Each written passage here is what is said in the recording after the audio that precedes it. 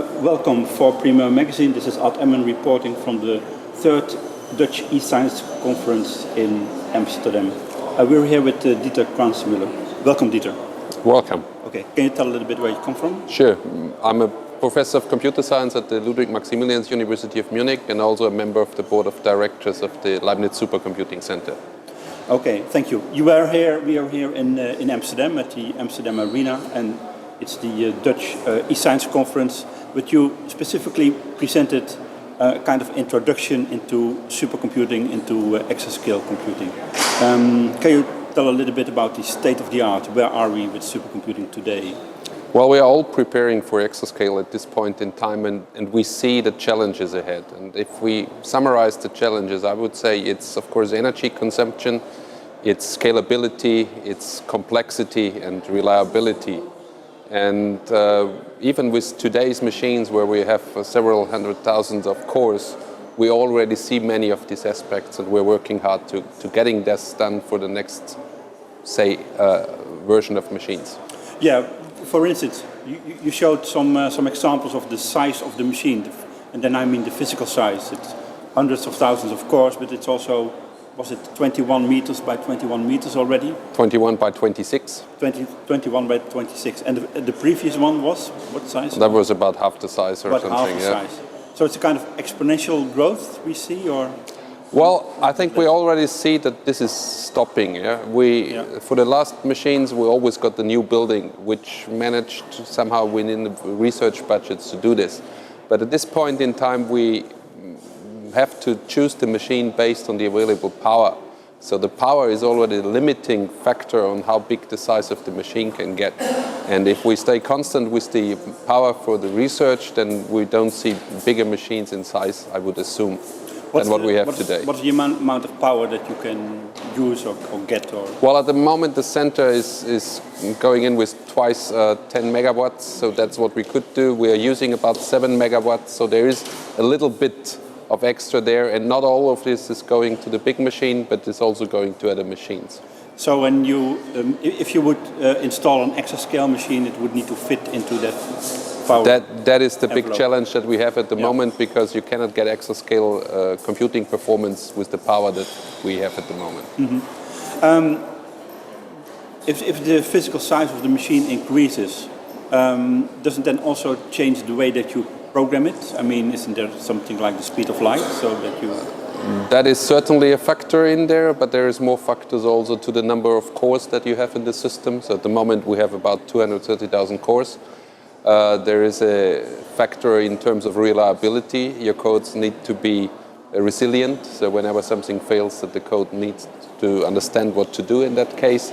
And of course you need to take care that your code, when it is running, is not using too much energy for the run. So we're talking about energy to solution as the keyword here. So we're trying to make the codes very high performant, and we're also trying to save as much energy as possible at the same time. Mm-hmm. So it means that you specifically look at the code running, and that it could be that you run it slower than it could run, but in the end it saves less energy. That's actually one of the solutions that we have pioneered at our center, and that is giving some good results. Yeah.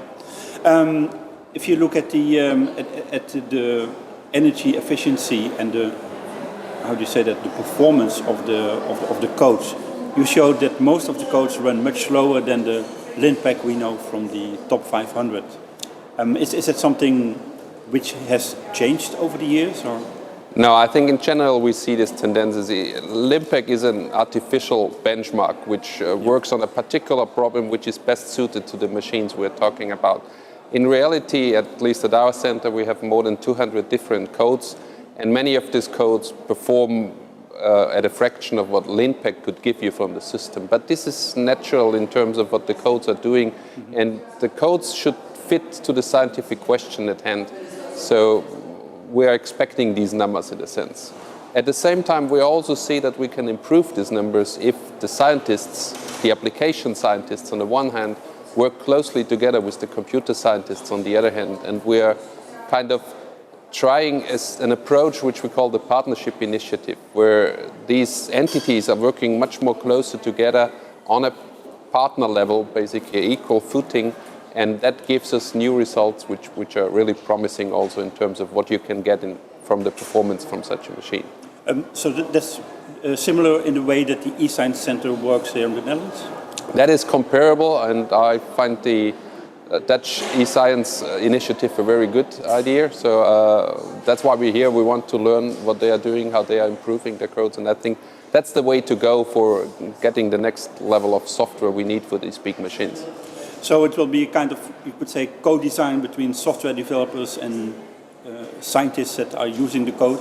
Is that the correct way to? That is actually one of the keywords if you talk about exascale computing. The co-design on all levels and developing the codes is one of the things that you need to do much closer collaboration with the people on the big machines. So it's not only just about the software, developing the software and developing the system software. It's also about the hardware. Are you also involved in co-design into that? Yes, as I said, it's on all layers, and this collaboration between computer scientists and application developers is also a return route. So not only are they getting support for developing their application codes, but we are also getting feedback on what the requirements are for the next machine. And from that one, we can derive kind of a future system architecture which looks much more heterogeneous than what we see today. So we had that also in parts of the question, that we see people who want to do capacity computing and capability computing within one architecture. We see many workflows which are using different codes, coupling these codes together, and then also trying to ensure that the communication between the different codes is as optimal as possible. And a number of other things come in, like current architectures, GPUs to mention, accelerators to mention. Also the amount of memory is one question. How much memory do you have per core available? So the applications differ a lot in these aspects. And we see that the needs from the communities need to come back to also to the computer centers to kind of put up the next architecture as optimal as possible to the codes, to the expectations of what the codes would be in a couple of years from now. But there are so many options possible and also many codes.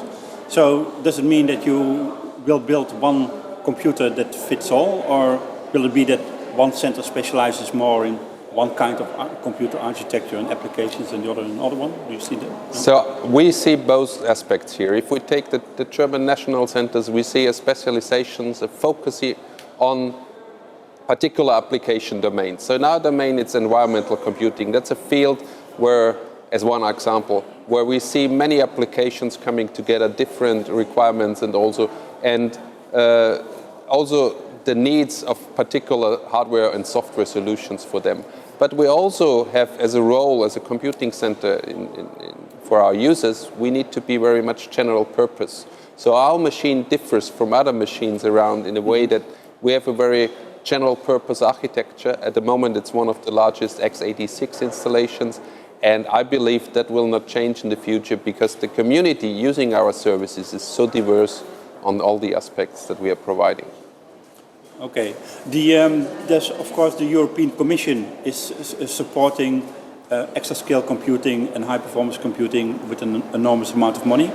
They just announced that the previous round of supercomputing projects was about 140 million euro. And if you add up the calls for the next 2 years, then there's about 150 million euro which could be devoted to new HPC and new exascale projects, things like that.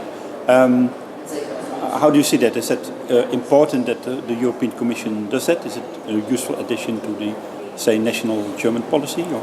So let's say it's a necessity to be competitive on the world market. Yeah. Mm-hmm. So if we compare what our colleagues in the US are doing, if you compare what President Obama has said recently, so if you also see what China and Japan is doing, we need to be there. And this funding from the European Commission is a good start, so to say. I'm at the moment still missing a little bit this more integration of the user's knowledge in there. So things like activities that the Netherlands eScience Center is doing, or also our partnership initiative, is something where in the first round of calls for Exascale, I haven't seen sufficient, in my opinion. So I would expect that we also see more on not only scaling, but also on reliability, on user support, and also for especially this support for certain communities, which I think should be more than what we've seen so far. Mm-hmm. There is, of course, but that's on the other end of HPC. The Commission also wants to encourage SMEs to participate and use high-performance computing. Is this something your center is also involved in supporting industry? Well, we are there mostly for academics, and that's in the statutes of our center. Of course, we have other centers in Germany which are much more involved in support for industry, and we see there is a growing interest for HPC. But also in our center, basically the problem is the human capital. So anybody that is kind of finishing the studies at one of the two Munich universities has a job before they finish, and that also explains the demand we have for scientists in that domain. And HPC is one of the key characteristics that is very interesting to many industrial areas. Okay, so young people like to be also involved in supercomputing, not only in apps for... Well, you say that there could always be more talented young people who help you, but we see that the young people that work with us have a good chance on the job market because they learn something that the industry is requiring. Thank you very much for the interview, Dieter. It was a pleasure. For Premier Magazine, this was Artem.